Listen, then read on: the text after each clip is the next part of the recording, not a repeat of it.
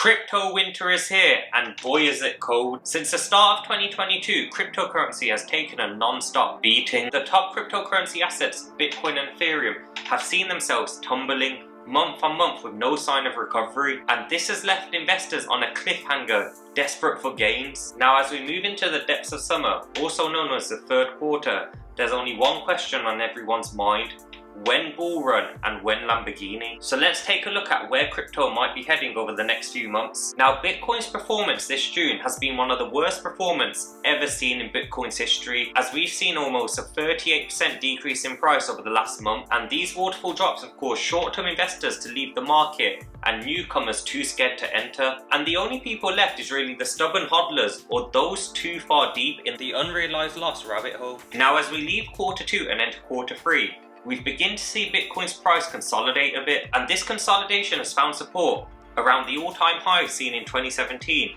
$20,000. And this level of support is going to be an important area, because if we fall through that level, there's no telling how low we can go. In fact, if you look over the past week, Bitcoin actually collapsed down to $18,740 before rallying back up to $19,950 at the time of recording this video. So we're already in shaky territory, and Bitcoin isn't looking too strong right now. And although we're already down 71% from the all-time high of $69,000 for Bitcoin, if we do fall through that support, we could see that 71% drop all the way down to 80, 90, even further. So can Bitcoin and the second largest coin Ethereum fall any further? Well, despite us seeing a rebound in the past week up to almost a $20,000 level, there hasn't been any positives in the larger picture. In fact, general market sentiment believes Bitcoin and Ethereum will continue to tumble, especially given the macroeconomic environment.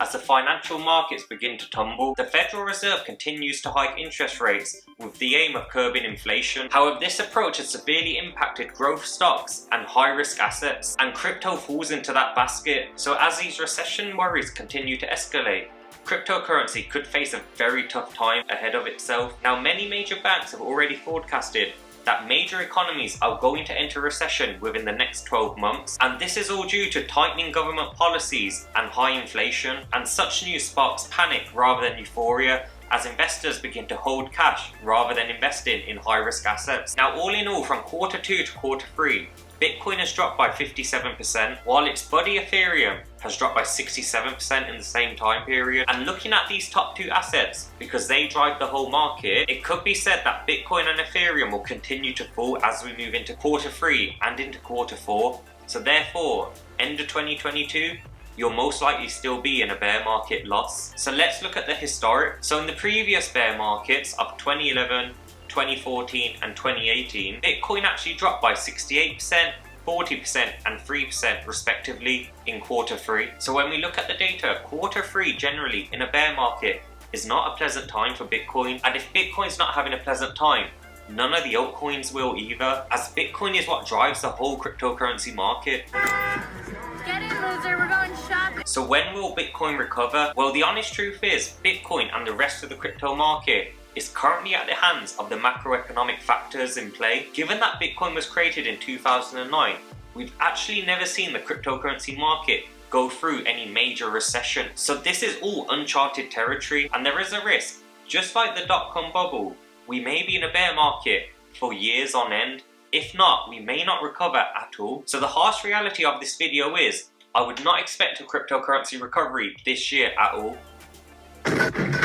Now, what we actually need to be doing is paying attention to the S&P 500 and other major economy indexes, as over the past year, the cryptocurrency market has converged with general performance of stocks. So when stocks go up, we're seeing the cryptocurrency market do well, and vice versa. So until major indexes like the S&P recover, we're not going to see a cryptocurrency recovery either. We need that money to flow into the safer stuff, and then it will flow into the high risk assets. But it won't go from cash to high risk, then into safe stocks. That's not how it works. So if I was you, I'd be diversifying in different asset classes and dollar cost averaging. Hope you enjoyed this week's market update. Subscribe for weekly videos and check out my bio for free NFTs. Catch you next week.